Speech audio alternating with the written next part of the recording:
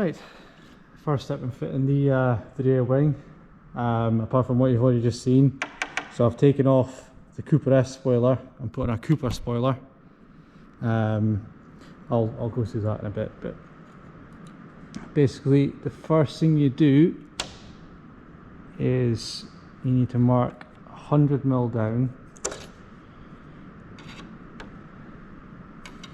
which is just under 4 inches for those still working on shillings and all that. 2 seconds. Yeah, you need to mark 100mm down, which is there. You see that? So I've got a mark on the glass, 100mm down.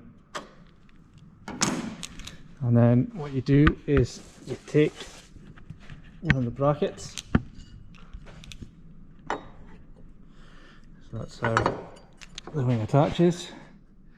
And you line that up with the mark, making sure it's butted right up against the frame of the boot.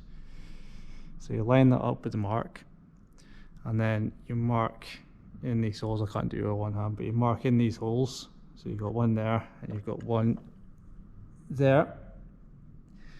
You mark them, and then you drill them out to 9mm.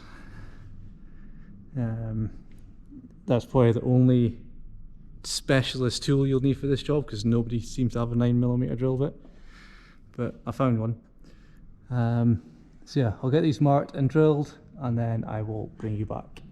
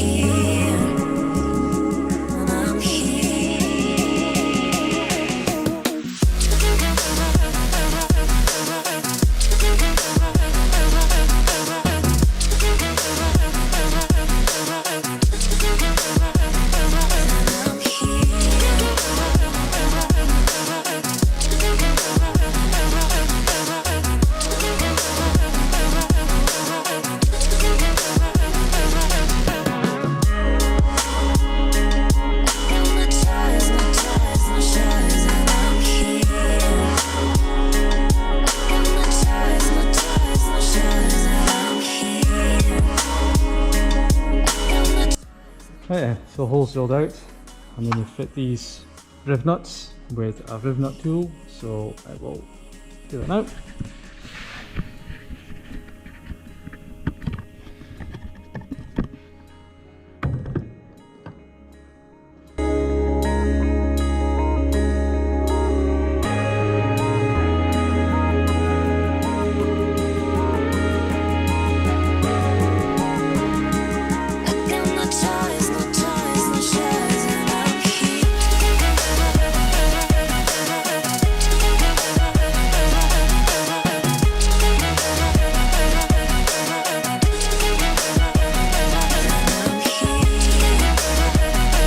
The rivnuts in. So now it's time to actually fit that bracket, and just like Blue Peter, here's one I did earlier. So this is the other side, obviously. What they give you is they give you a spacer first, which you fit underneath this bracket, and then it attaches with 2 M6 bolts, 10mm heads. And then once that's attached, in theory, the actual wing itself should bolt on. So I'll get the other side bolted on, and then we'll see if the actual spoiler blade goes on.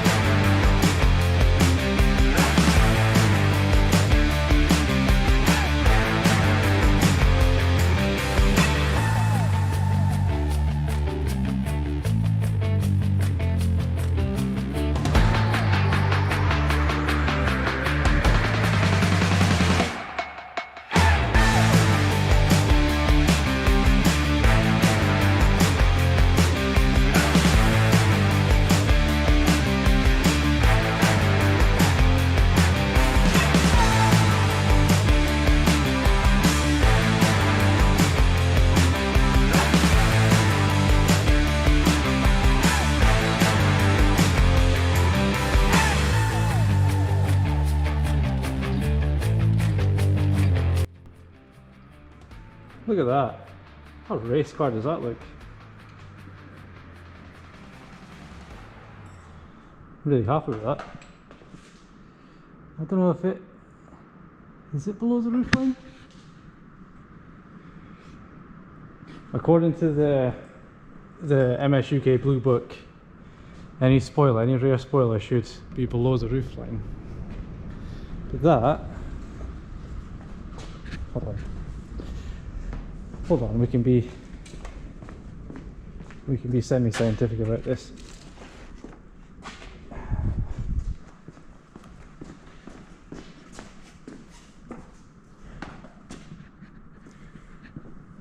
There's that stuff out of the way.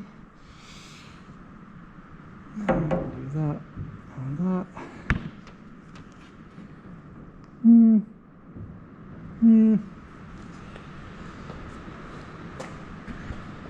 I think I'm going to have to...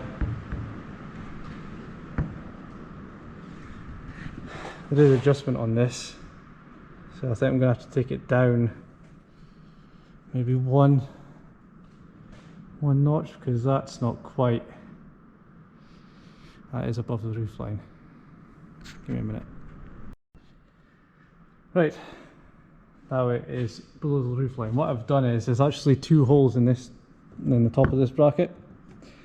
So I've gone to the second hole here, which means we still have all the adjustment here as well. I don't know if that's actually going to do anything, but I've got it done full, like that way, which I'm guessing is full downforce, and then you've got lower downforce and then DRS. Yeah, it's now... I can't quite get the camera in there, but oh, I can if I do this. Do that. So yeah, it is now below the roof line. Assuming that the car itself is level, which I think it is. It's... Yeah, the car itself is roughly level. So yeah, this is now below the roof line. So yeah, I'm not. Yeah, okay, it does. The blue book also states that this can't be any further out than the rest of the bodywork, and it's not. It's a lot further out than the window, but because the minis are quite bulbousy, it's actually quite far in. So yeah, I'm actually really happy with that.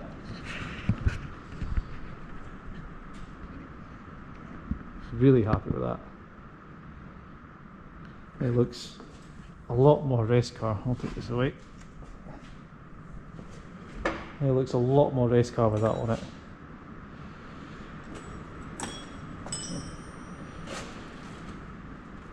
I can't get far enough back to get a proper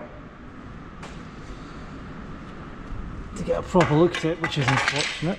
I wasn't too sold on these at first, if I'm being perfectly honest, but yeah, I quite like that. I like that a lot. Anyway, that'll be it for this video. That's now all the Airtec parts on the car.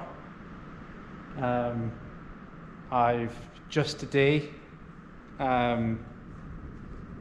paid for the fire extinguisher service. We ended up sending that to Demon Tweaks. So it was like 80 quid or something to get the fire extinguisher serviced, which I don't think was too bad. Still waiting for Gaz to come back to us with the shocks. But once we get that back, then the car is pretty much ready. I think. I'm sure I'll get reminded of something else I need to do, but I think that's the car pretty much ready. There are going to be a couple of other things that we might do, but basically it's going to go down, once the shocks are back on, the car is pretty much back together. It's going to go down as it is, and get power tested and see what we can do about getting the power up a little bit. But yeah, that's it for this one. In the next video, we'll be starting on this. Now, just briefly, the story behind this is basically it's an R56S. It is not ours. It belongs to Richard, one of our sponsors, RJ Motors. So it belongs to him. He bought it with a knackered engine. So this engine has no compression, nothing at all. So what I'm going to do is stick an engine in it. So engine, and luckily it actually came with a gearbox as well, so hopefully we can just pull this out and that one in, I hope. But yeah, we'll see how it goes. I've never worked in an R56. Well, I've worked on a Cooper R56, I've never worked in an S. So we'll see what I like. At the end of the day, it's still a BMW. They're still roughly the same as a 53. There's some slight differences, the way the front end comes off and all that. But yeah, should be easy enough. So in the next video, we'll start on this. But yeah, really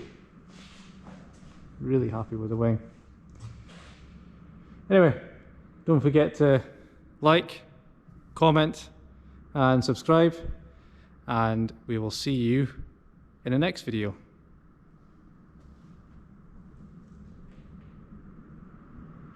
Airtec, yo.